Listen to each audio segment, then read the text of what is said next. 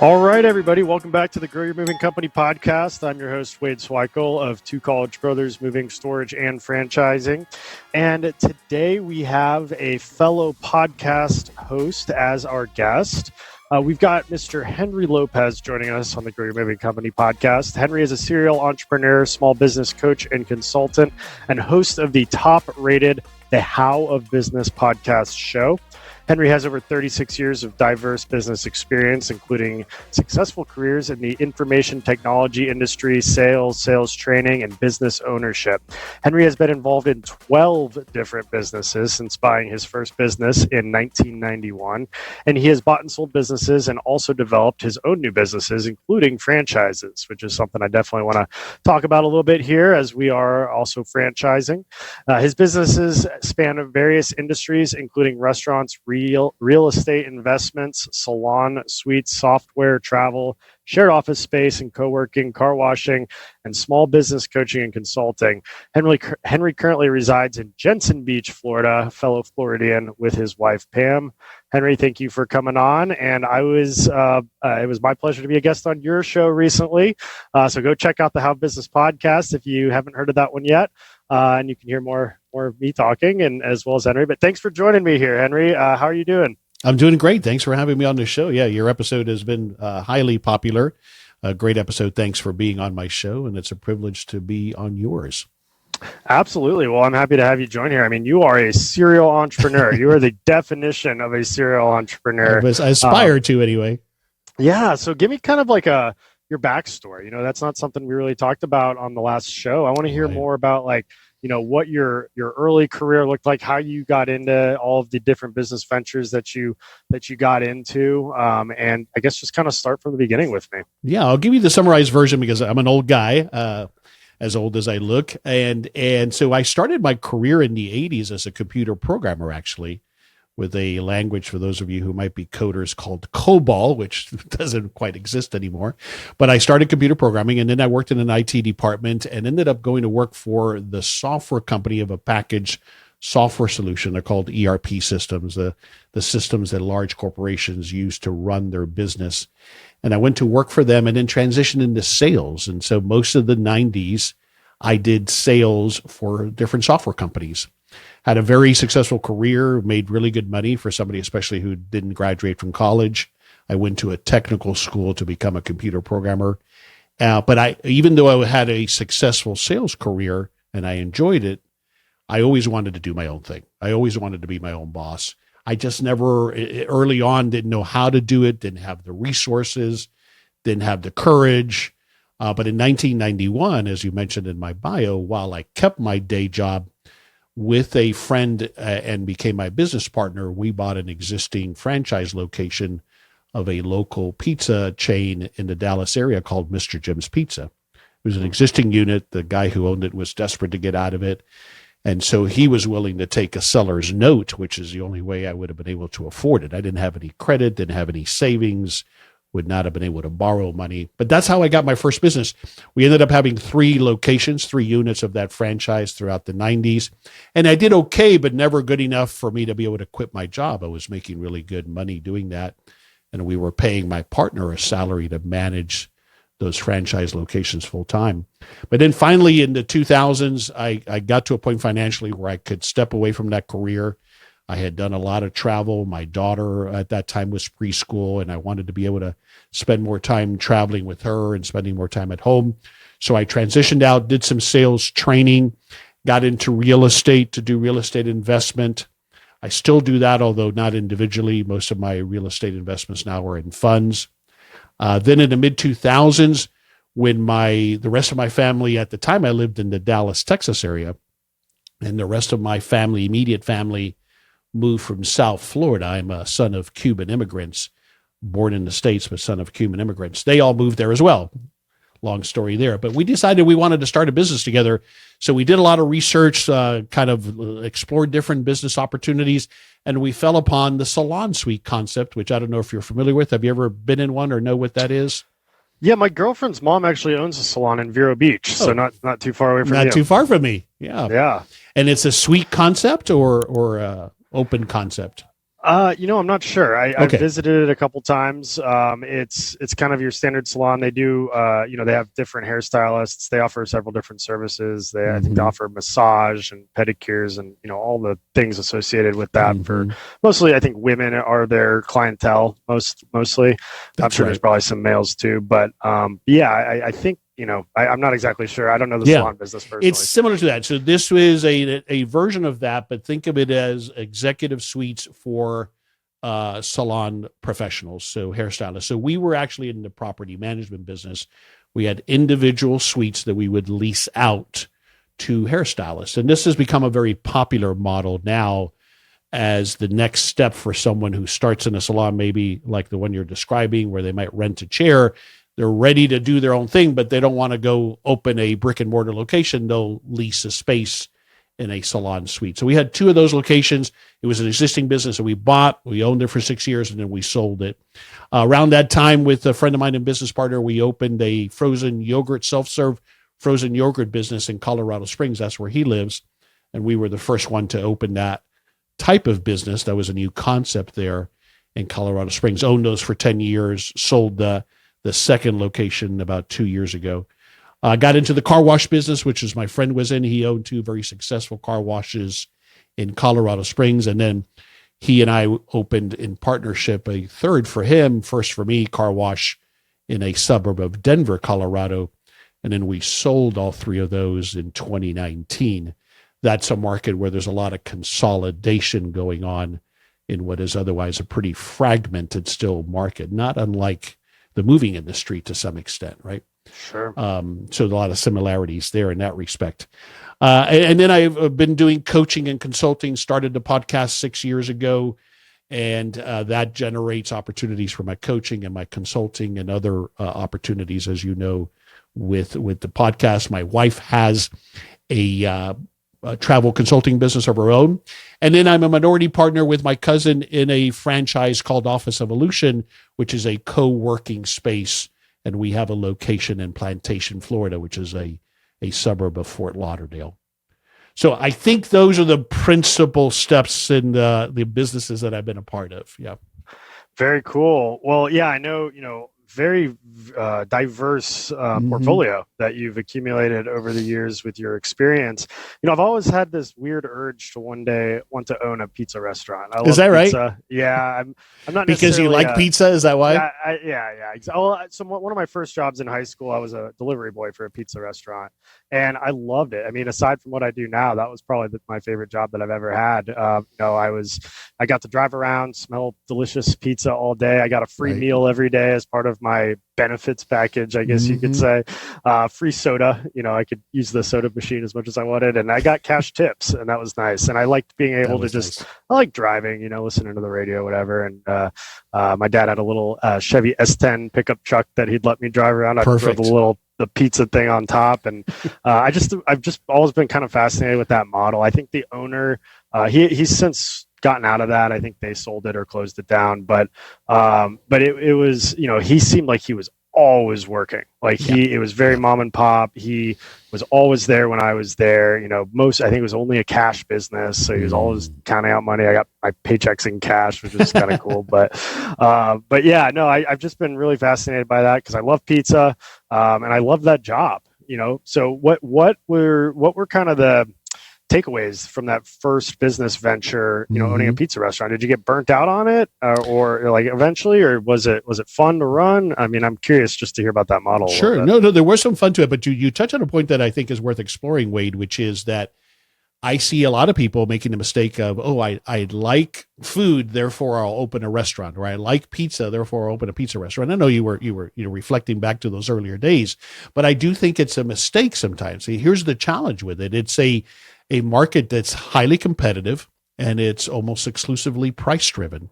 So it's very difficult to differentiate. We thought we were making a darn good pizza. One of the benefits of that franchise is, we made our dough on site every day, fresh. So a quality product, but that doesn't matter that much. It's a product where if you think about who the consumer was, at least for us, we were in a suburban setting. It's the families trying to feed the kids. And if you recall, when you were a kid, pizza was pizza, right? I remember those little frozen discs pizzas that my mom would get that would be in the freezer that barely had any cheese on it, but that was still pizza, right? So we were battling out trying to create this, great product, but does it matter? It matters somewhat, but not that much. Customer service is what it came down to. And it took us, though, we took over that franchise, as I mentioned, and the guy had really been burned out, to your point, and he was desperate to get it out. And what he did is the mistake that I see a lot of small business owners make, is he was on a downward spiral, cutting costs. So the business was shrinking, service was shrinking. He was doing it all. He was working 24/7, and he was just burned out. So it took us probably the better part of 2 years, Wade, to turn around that perception in marketing. We're talking about before the days of Google reviews, right? We're talking early 90s. Thank goodness for that, because at least we didn't have that to battle, right? Online reviews that were negative. So, the takeaways are that you have to be careful with the business that you get into for the wrong reasons. I often talk about, there's so much talk about do what you're passionate about or do what you love. And there's truth to that, but the business model has to make sense, right? Mm-hmm. And in that industry, if you're doing margins of, 10, I could never get any more consistent than about 10% a year margins. Oh, wow. Well, that's not much for a lot of work, right? Yeah. So the barrier to entry is fairly low, but the margins are low as well for the work that you're doing. And then you're competing against these big guys, and it's all about price. If you don't put a coupon in somebody's hands, they're not buying from you. So those were some of the early challenges, but I learned a heck of a lot, that being my first business venture, about running a business, about the marketing side of things, about operations. We, I remember when we implemented our first POS system, because those were early days of a small business even being able to afford a POS system. We never were able to get it to a point where it was making enough money to make sense. And my partner was ready to move on to other things. So we sold those units, and that was the end of that story. Gotcha. And, in a lot of ways, that business sounds very similar to the moving industry, where it's a low barrier to entry, but it's a high barrier to succeed. The average moving company in the U.S. only makes about a 6% margin. Wow. Yeah. And we shoot to try to get up to 20% or more. But it's very price driven.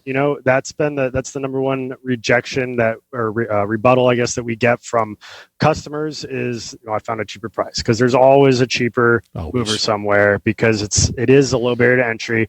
It's traditionally an industry that you find yourself in, versus most kids don't grow up wanting to be a mover unless it's the family business or something. They usually take a moving job, like such as myself, and they're like, oh wow, this owner is just raking it in. Like, I could do this. It's not that easy though. And, it takes a lot of business savvy to overcome those price objections. And, from what I understand is that the actual pizza itself has a good margin. Like a $12 pizza, I've heard, only costs a couple bucks to make.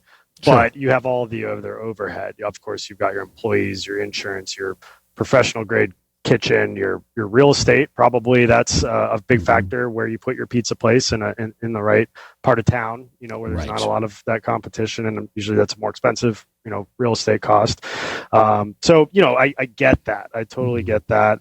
And to your point about the Google reviews, a lot of moving companies up until around 2008, 2009 didn't have to worry about online reviews. It was Yellow Page ad, and their phone would ring. Whoever had the biggest Yellow Page ad won. And you'd get these big players that could spend $250,000 a month running Yellow Pages ads in all the different books and all the different markets, and they didn't matter what the service that they provided was. Their phone rang regardless. There was really no way to determine which ones were the best and which were the worst, and that contributed to the price war in moving. And it was just who has the best price, because you can't really. It was a commodity back then, and things have shifted so much with digital marketing, with the online Google, Yelp, all the different home services platforms that all have their own review sources, social media. How can you, based off of your experience with what you did before the advent of online marketing to now in your current business ventures, what can you do to speak to that? Like, what are some of the best practices that you see to leverage digital marketing? in your other Yeah, businesses? a great question, and of course, it's such a challenge for us because again, everybody wants to be a critic, and now they have a voice that's amplified, right? So it's a challenge. If we look at, for example, the yogurt restaurant was a good example of that, where reviews were important by that point. We're talking 2011 when we first opened, and it's all about service and people taking the family there. I think that what's important there, as you try to focus on with Two Brothers, is that commitment to delivering service. We called it remarkable customer service, which was influenced for me, and kind of the blueprint that I got was after reading the book Purple Cow by Seth Godin. I read that book right as we were starting that business, and so to deliver that remarkable customer service that hopefully then results in that positive feedback. But what you know as well as I do is that you got to ask for that feedback, and it's not hard to get.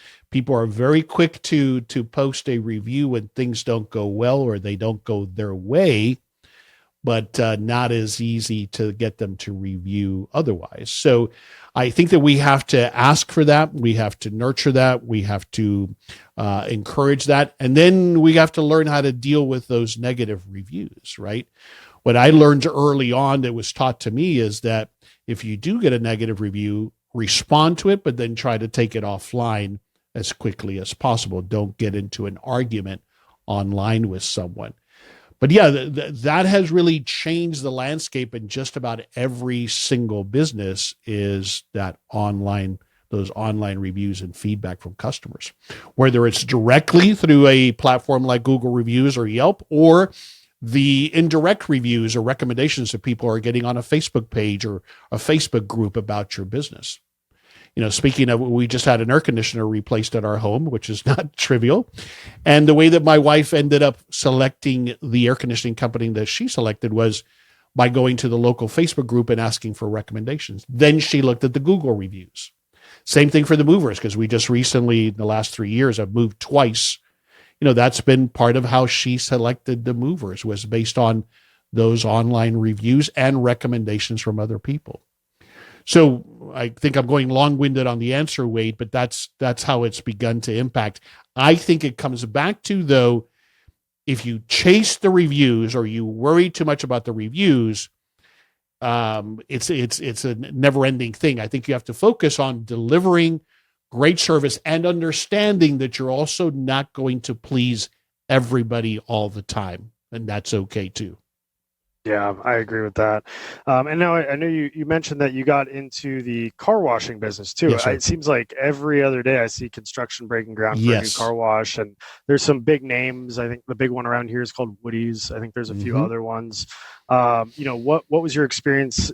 Kind of completely going into different industry there with the car wash. What were some takeaways from that business? I'm just asking these questions so that moving company owners can read between the lines. I learn a lot just by studying other businesses and kind of reading between the lines on what's working in other industries that may be foreign to our industry, and if there's a way that we can apply it. Yeah. What were some of the takeaways you had with the car washing business? Sure. Yeah, no, it's a fascinating industry. Of course, the big difference when I look at it is I'm looking at, if I'm starting a business, starting a moving company versus starting something like a car wash is so much more capital intensive, right?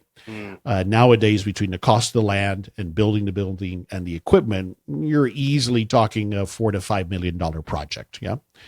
And a 2-year development process. So the one that we built as an example, which was the third one, was from the time we put an LOI on the piece of land to the day we opened was about 2 years. Wow. So that's a tremendously long ramp up time. And we're talking about spending money during that period of time that's not guaranteed, because you got to go spend money, for example, on architectural drawings that you have to submit, in that case, in that jurisdiction, to the county to get approved. If it got rejected, we would have been out that, I think it was like $80,000 in design fees and architectural fees, right? So much higher barrier to entry to an extent. I'll explain in a moment what you're observing, which is what's happening now and why that's happening. But as far as the, kind of the things that have evolved there that we saw evolve in the business is 10, 15 years ago, it was mostly a cash business. In fact, that's one of the reasons it got a bad reputation of money laundering, is because there was so much cash. But the model evolved from, what's that? Breaking Bad. Breaking Bad comes to That's how mind. they were Exactly. laundering the money. Yeah. And in Breaking Bad, it was a full service car wash to boot, which is where it mostly was happening. The model that you're seeing probably built down the street from you now is what was called the exterior express, where you as the consumer stay in your car and then you can vacuum for free yourself if you want to. That's the best model. The reason that's the best model right now is it's convenient to the customer. So you're in and out in 5 to 10 minutes, depending on the line. It's a conveyor. So it's all about throughput in that business. Think of it as a factory where at one end comes a dirty car and at the other end comes a clean car. So it's about keeping them moving. It's a low price point, so that has expanded the market. Instead of a $40, $50 fee for a full serve, you'll see washes for $5, $7 at the bottom package, right? Just to get your car clean. But from an operator perspective, it's the labor. A full service wash, you might need 30 employees at any one point in time. And you're thinking about this. This is a business that's weather dependent. So you could have 30 people that show up and then it's a rainy afternoon. Now what do? Right? Or there's snow predicted. What do? Do you open? Do you not open? With an exterior express, you could run that operation with 2 people if you needed to. So think about that difference from a labor perspective. But the big game changer there was the subscription model. The subscription model is what changed the whole industry. And as was very popular in tech and in software, especially software as a service, moving to a subscription model, and Wall Street and equity investors love subscription revenue, right? Because of the predictability of it. That's where the industry has gone. So that's why you'll see when you go to these exterior express washes, they're always trying to promote you to subscribe to the monthly membership, right? Gotcha. And that's the recurring revenue, because what we know, the data shows us, is that so usually the pricing now is that you as the consumer will break even at 2 washes, right? So if the regular wash is $10, the monthly subscription is $20. So if you come at least twice, if you come a third time, you win, right? What we find is that initially in those first few months, people use it a lot and then it drops off. Yeah. And that's where we make the money on it, on that subscription. So that's one of those key things that has happened there. Now, the reason you're seeing the incredible saturation is that private equity money has come into this space. It's been going on now for about 5 to 10 years. And in part, it's the consolidation opportunity. It was an industry still, even the largest chain, I think maybe has 300 to 400 units. So there still isn't a national chain that's recognized. And that's the race. So the concept now is I'm going to saturate a market with my brand.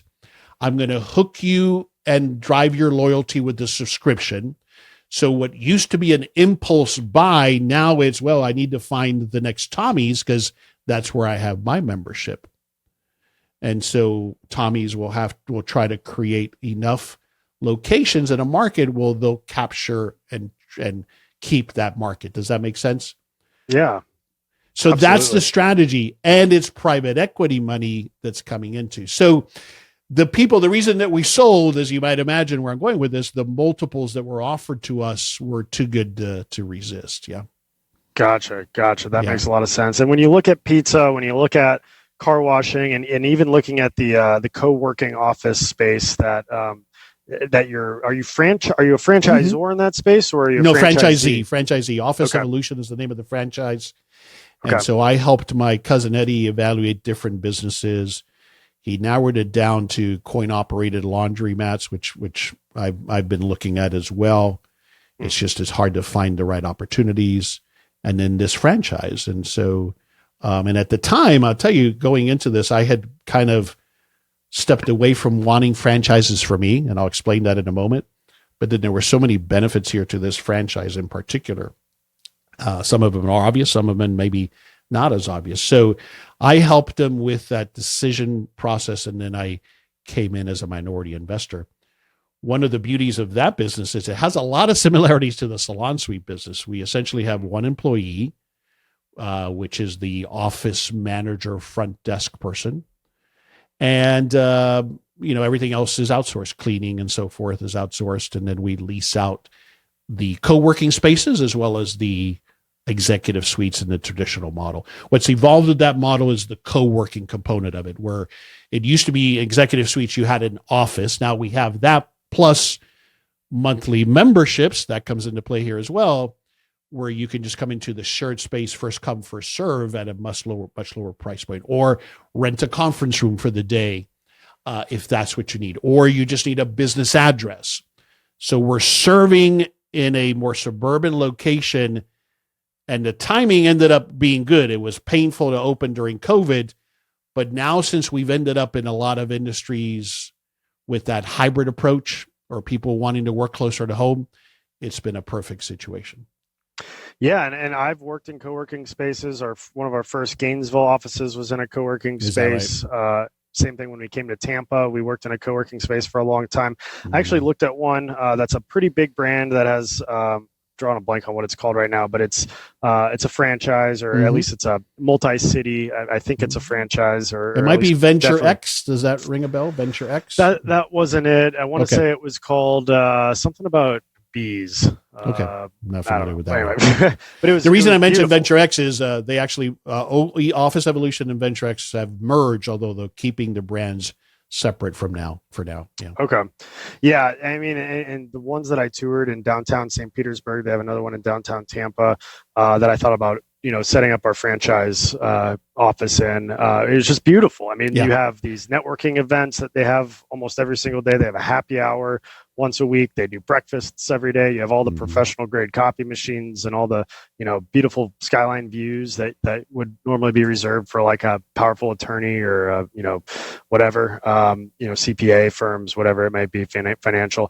And I mean, it would have been really cool, but the cost of renting a tiny little office there, smaller than my office currently here in our warehouse, was like $3,000 a month. Gosh, and wow. but that came with all these perks and stuff. And I get it, if you're in a tech space and you want, you have a strong cash flow there and you can be in that environment, it made sense. It didn't quite make sense for what I was looking for, but I kind of am just kind of curious to get your thoughts on like the power of like a brand. Usually when people think of franchises, they think of like the brand, the household name. In our industry, there's a couple of strong brands that have franchised the moving concept. But I mean, even just like McDonald's or Applebee's or whatever, what are your thoughts? Like what is the benefit of the branding leverage that a franchise offers, and then what in your opinion goes into building a brand? I know it's more than just a logo, and a lot of people think a brand is just your logo, but I'm curious to hear what your thoughts are. Yeah, I'm just making a note so I make sure I get those two parts. So when I look at a franchise or I help people evaluate a franchise, there's three principal areas that I look at. The first one is the obvious one.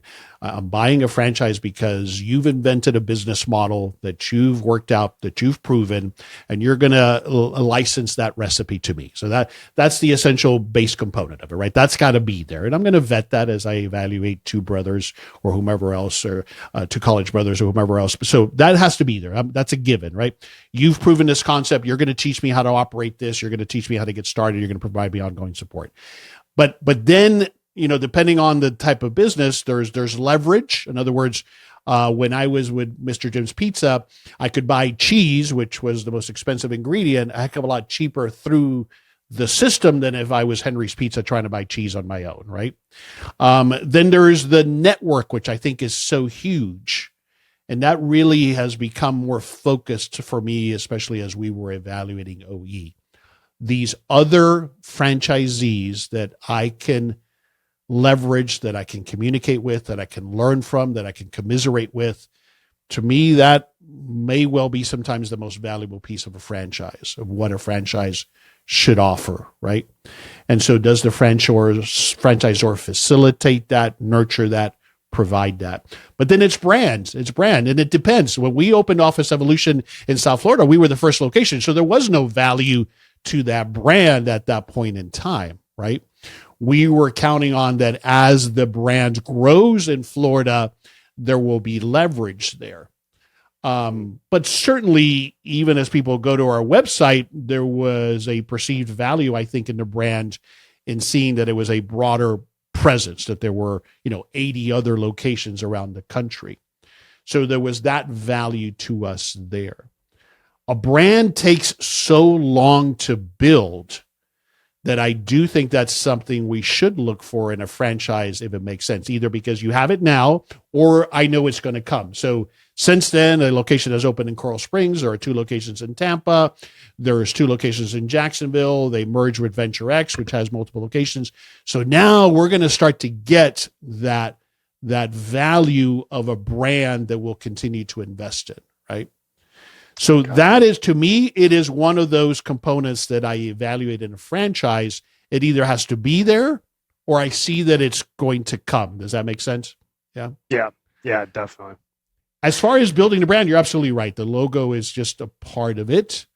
It's the value that gets built behind it. Nowadays, I think part of it, Wade, goes back to what we talked about with reviews, right? Because that's one of the ways that people validate, are we keeping our customer promise, is by looking at the reviews. Yeah.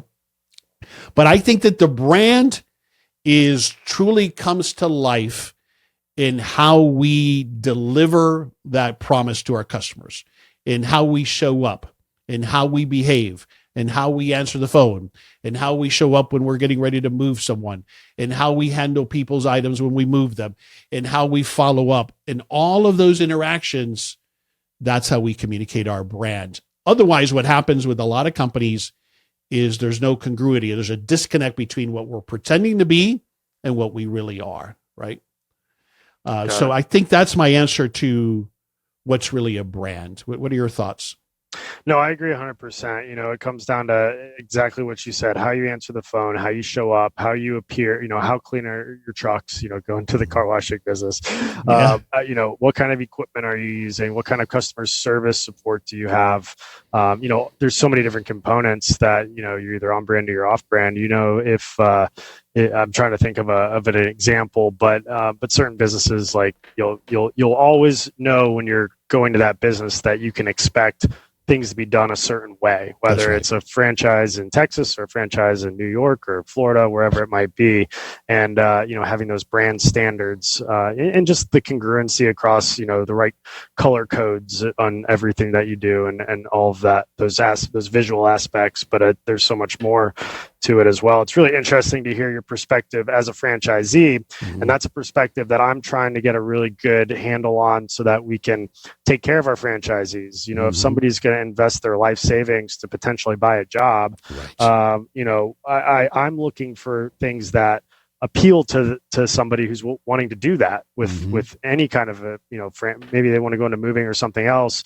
As an emerging franchise brand myself, and for any other moving company owners that might be interested in one day franchising, or maybe they currently are, what would you look for if you were wanting to buy into a new franchise, like moving? Like what would we have to show you? And you touched on a few of these things, but like, how could I sell you a moving franchise? What would be the deciding factors there? Yeah. Well, it's those 4 things. So first it would be, of course, that I see proof that you've got a business model that you have developed and made successful. You and I talked about this when you were on my show, Wade, that you waited to start franchising until you had it figured out. I see so many franchises, which will go nameless here in all industries, where they've got one location that's barely working and they're already franchising. I have to call BS on that, right? How could you possibly begin franchising when you haven't even figured out that model for yourself? But again, there's no law there that I'm aware of, right? You can start franchising whenever you want to. So I look for that experience. Now, does that mean number of units? No, not necessarily. It means, can you show me and demonstrate for me that you have this model figured out? Now, I'm going to do that through various ways. I'm going to observe. You're going to share with me information. I'm going to look at the FDD and what you disclose there. I think one of the things that's telling is what do you share in the FDD within the laws that apply there that give me that information? And then do you facilitate, either if it's talking to one of your company-owned locations or a franchise location? That's where I'm going to really be able to ask questions to understand what's the day in the life of this business, right? The more transparent you are as a franchisor with me, the more comfortable then I grow. Having evaluated many franchises in my life, either for myself or my clients, that's, I think, the thing that's most important. There's no perfect organization. There's no perfect operation. But I find that the franchisors that are more honest and transparent about here's the good, here's the not so good, here's what can go wrong and why it goes wrong, I think that I look for that. So the systems have got to be there. It's got to be proven. I have to be able to look at some level of financials that show me that. I'm going to put together my own pro forma, obviously, and I know there's only so much you can do there to help me, right? But that's valuable if I do get some guidance. Am I on the right track here with my pro forma on what I'm projecting? Does this, if I'm projecting I'm going to realize 50% margins and you don't say, well, that's not realistic, we've got a disconnect there, right? So that's part of it. We talked about the brand and the reputation that the business has. But then what I'm going to try to sense, Wade, is what kind of support am I going to get from you on an ongoing basis? Because it's very clear, I think, to see the value for the franchise fee. You're giving me the instructions on how to do this. I don't know how to run a moving business, or maybe I have a little bit of knowledge, but you're giving me your recipe for startup success. The thing that comes into play is 5 years later and I'm still paying you the royalty. What am I getting for that? And is that ongoing support going to be what I need to continue being successful? Those are the things that I try to look for. So I'm sure you guys do an exploration visit, or whatever the term is, where they come to your site. I'm looking for, who are these people? How invested are they? How much do they really enjoy working with franchisees? How invested is the organization in helping me be successful? That's what I'm looking for. Did that answer your question? Yeah, 100%. And I'm curious too. How did you find these franchise opportunities that you're invested in? We're still figuring out. How can we expose our franchise to the right people? We've been to trade shows. We've toyed around with some online lead sources. But I'm curious to hear. If you're looking to find another opportunity to invest in, whether you're a minority or a majority shareholder, where can we show up in front of you? What's the best way for a franchisor to market to a franchisee? Well, one of the ways, and I'm not sure where you guys are at this point, is franchise consultants. So one of my show partners is a guy by the name of Giuseppe, and he's an independent franchise consultant with, I can't remember the firm he's with. He's going to kill me. But one of the franchise broker firms. And so he represents X number of brands. I often will recommend people to go that route, because if it's a good and reputable franchise consultant like Giuseppe is, he will guide them through the process. So I've done that. To go back to the example with my cousin in Office Evolution, he used a franchise broker to help him look at various options. And it started with a list of like 10, based on what my cousin Eddie was looking for. And then we narrowed it down. So that's how he first came to knowing about Office Evolutions. So that's one way.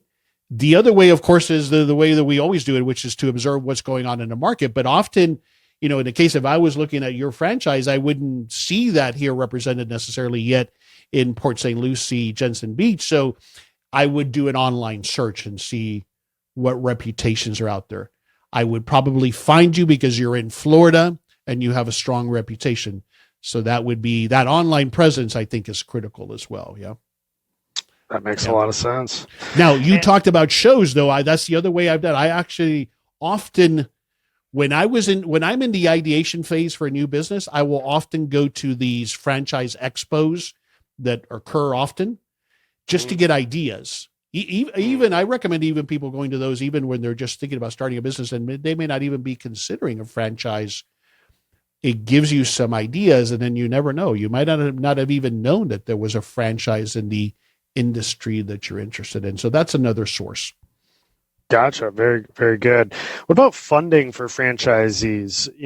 That's probably the biggest thing that we've had. We've had several interested applicants, and a lot of times their first question, of course, is what's the investment? What's the startup costs?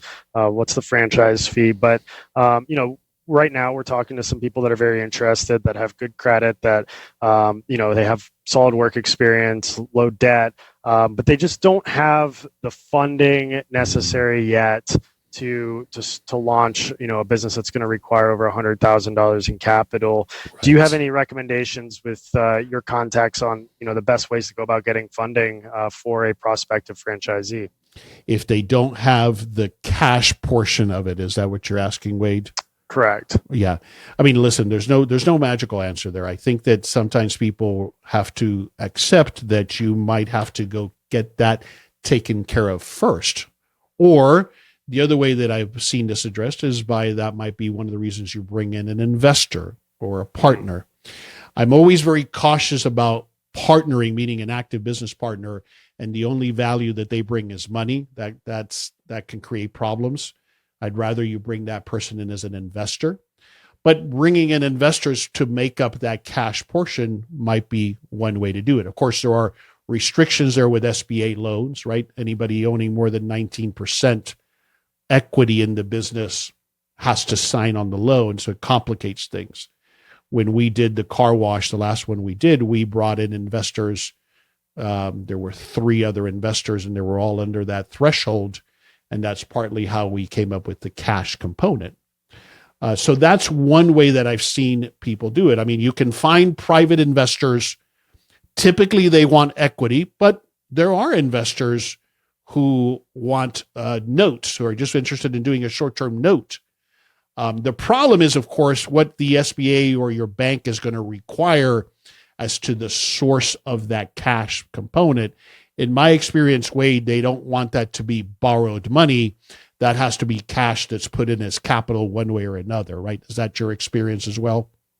Yeah, definitely. And I'm curious to hear, where do you go about finding private investors? Yeah, that's a hard one. But it's gotten easier. Here's how it's gotten easier. So the obvious one is the one we've always had, which is my network, people that I know, spreading the word, but that's hard. There are now an emergence. If you will search pretty much anywhere you live, certainly in major metropolitan areas, search for angel investor networks. Angel investor networks. In fact, I've had a couple of these folks on my show, and what you're seeing pop up more and more is small angel investors that get together and do a version of Shark Tank. I just use that because people understand that, but it's that's the real version of that, not the fictitious version of it. But essentially, that's what happens. It's a group of private investors who are looking to make angel investments in small businesses. And they'll have a process, an application process, and a pitch process. And there's all types of these types of business groups out there if you'll search for them. There's also incubators that exist that might be a source of capital as well, or other components of what you need from a funding perspective.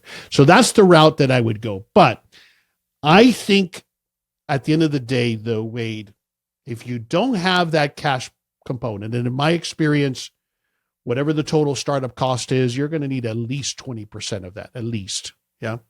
I haven't seen any SBA loans for more than 80% loan to value. Have you? No, not personally. It's going to be 70 or 80%, something in that range that you're going to get financed.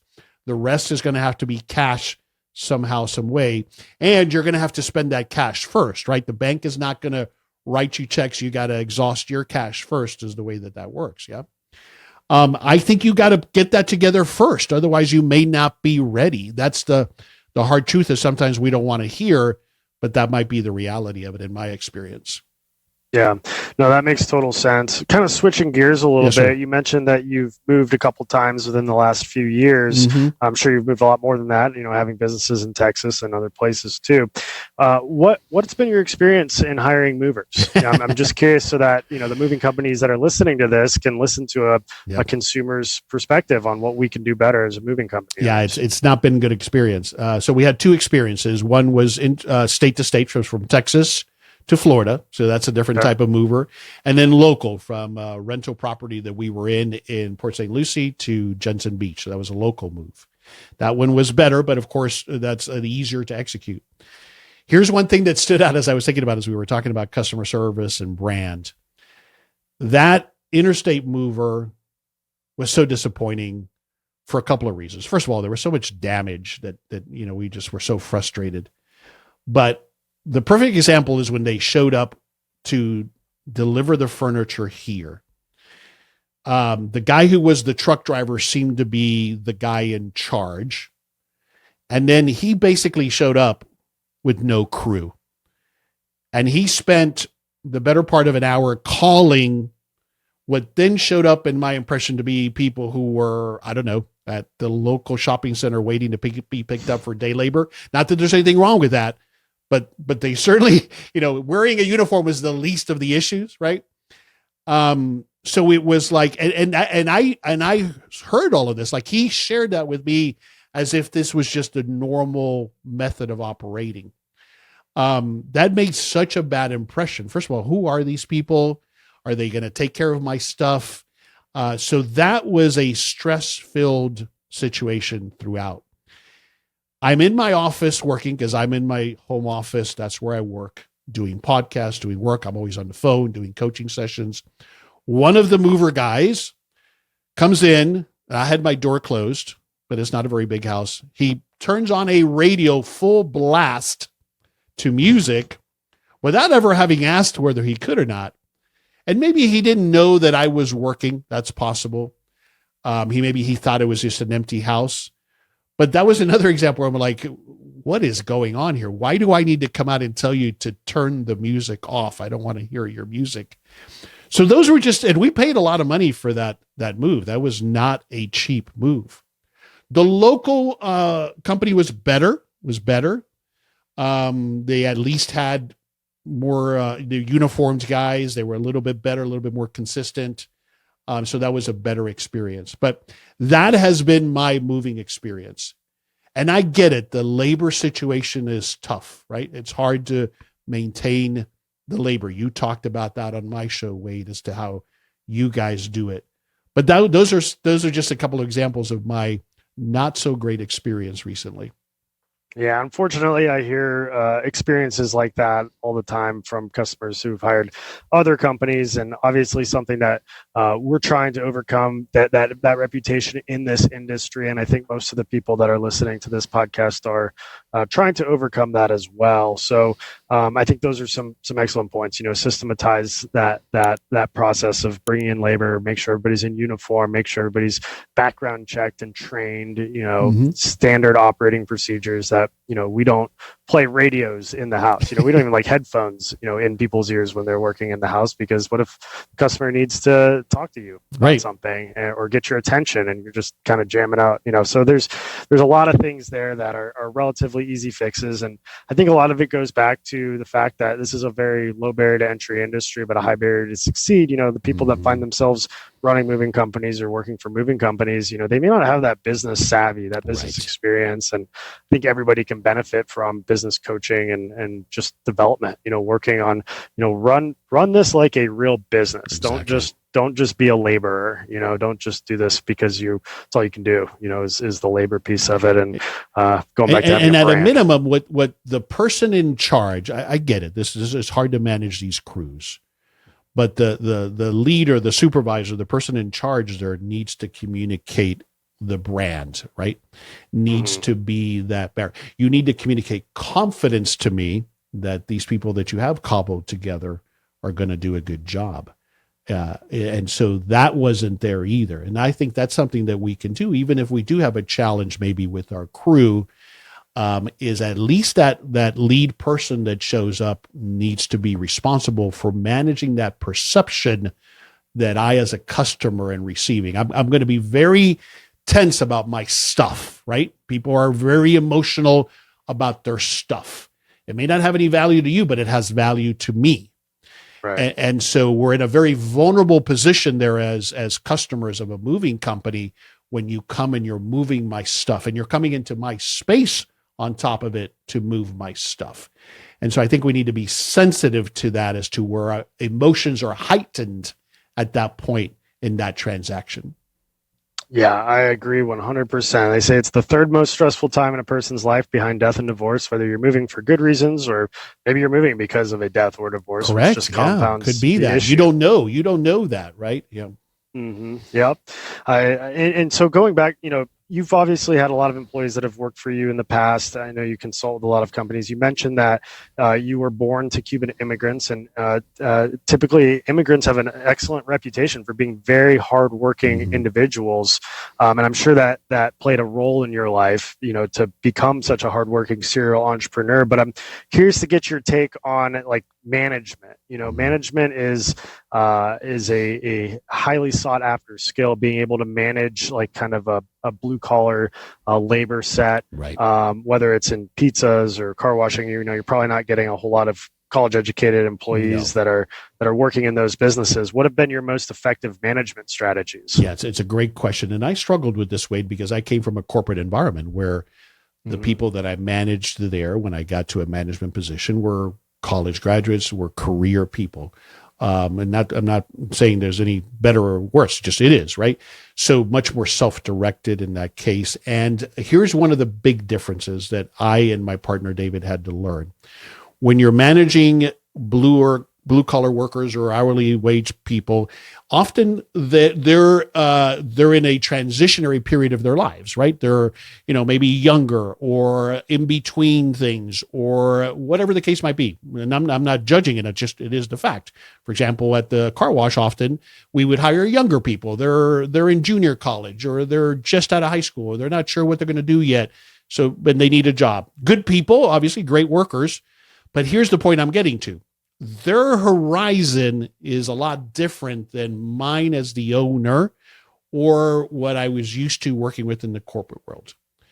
They're not thinking about, understandably, 5 years from now. When I was that age, I wasn't thinking about that either, right? When you started doing work as a college student, you were just worried about, did I make enough money this week? And probably, now you were different, am I going to have enough beer to go out and party this weekend? Fair?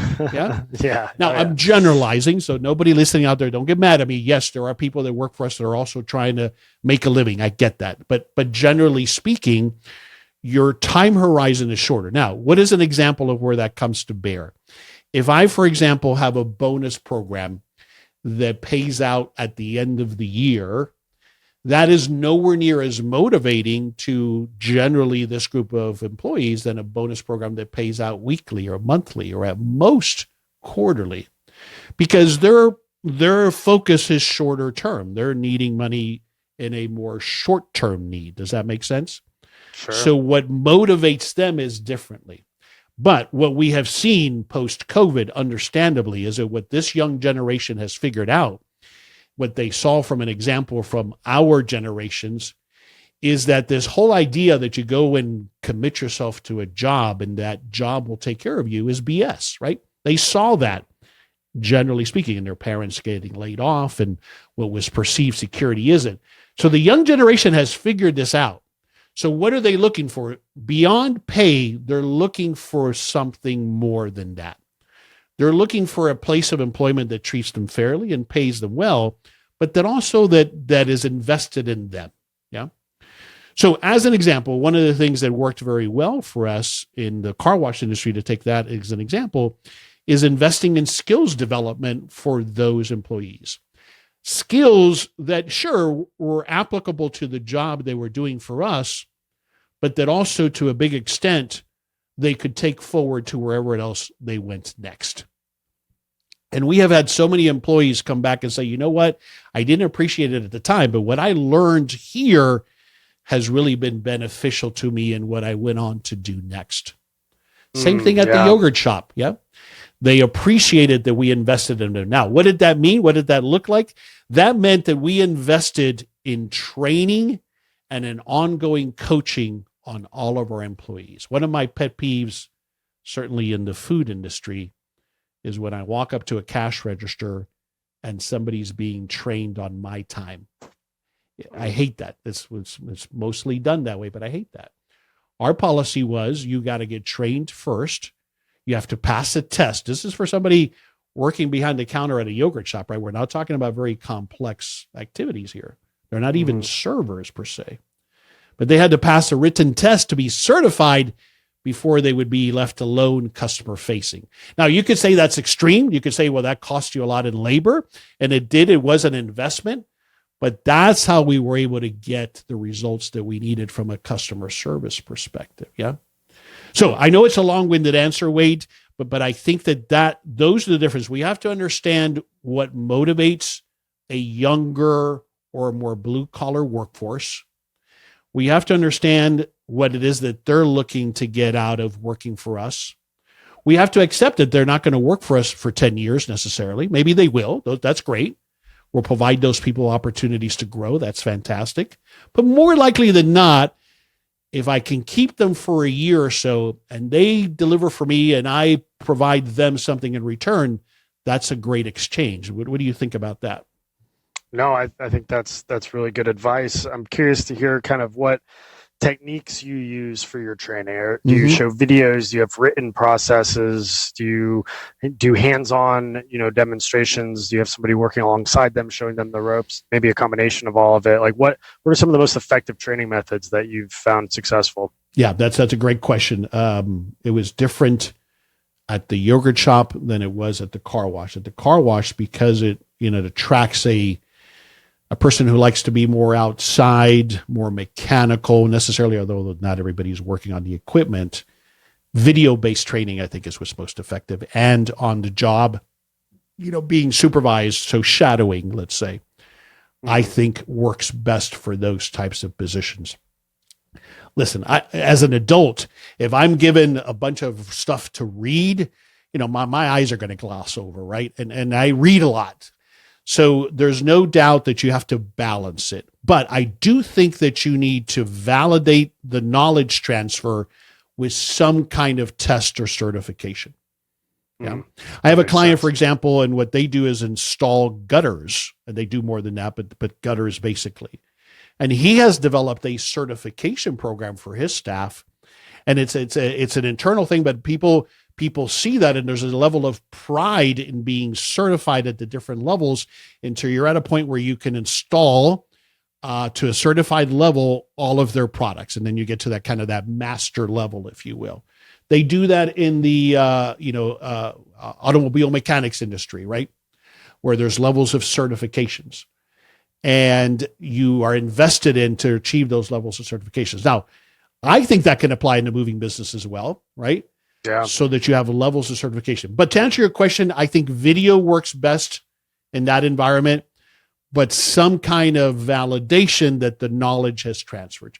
And what do we do with that? So for us, it's a test, but it's not just that did you, Wade, pass or fail? It also is a reflection of whoever was responsible for training them. How effective are you being at transferring, motivating, nurturing that employee? Yeah. That makes a lot of sense. We use a program called Trainual, Yes, and we have I'm familiar with videos that. and graphics and written out processes, and they're tested on every single step along the way. And I think there's a lot more testing that we could do too. There's not really a good mover certification program that's out there. There's something called the Pro Mover certification, which is through I think it's now the ATA. It used to be AMSA, but I mean it's not great. And so I think it's up to us as business owners to kind of create our own internal certification process to validate those things. And then just the ongoing training, something like onboarding happens once, but training has to be forever. It has to be ongoing. That's why people listen to podcasts and read books and go to conferences, because as an entrepreneur, you got to stay sharp. You got to keep up with the latest things. And even if you already know something, it's good to keep it on the front of your mind and just get those refreshers. And that needs to trickle down through an organization to make sure you continue to have a well-oiled machine. So, we're coming up on time, but I want to give you an opportunity here to talk a little bit about your podcast, The How of Business. What kind of content, guests do you have on that show, and where can people find it? Yeah, and so it's thehowofbusiness.com. Thehowofbusiness.com is where you'll find the website with the podcast. Of course, it's available anywhere you listen to podcasts: Apple Podcasts, Google Podcasts, Spotify, anywhere you might be listening to a podcast now. If you search for The How of Business, you'll find me. On the website, you'll also find other resources like a bunch of downloads and so forth. And it's for anybody who's looking to start, run, and grow a small business. And so Mostly I'll have a guest that I interview, like when you were on the show and you shared about the moving industry and about your franchise system and so forth. So your entrepreneurial journey, which is inspirational.